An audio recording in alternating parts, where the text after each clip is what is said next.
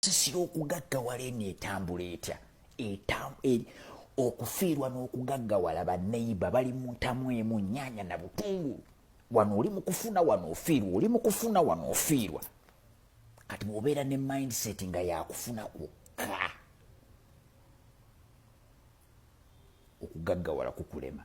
Bw'obeera ne mindset nti ate okufiirwa bwe kujja nga gw'okita, okugaggawala kukulema.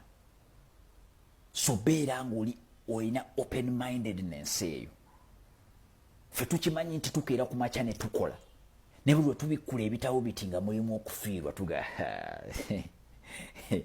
obwedda tukulinze, tugamba okufiirwa obwedda tukulinze, waddozereti naye akatebeko weekali. Okitegeera kye ndi mu kunnyonnyola.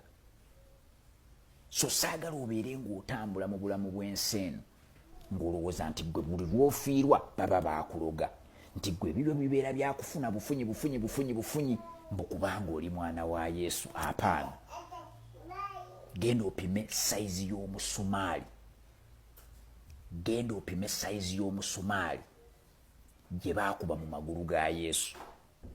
Ekitono ennyo gwali gwa inchi 12, kubanga baali balina okugatta ekigere ku kigere bayiseemu omusumaali ogwo.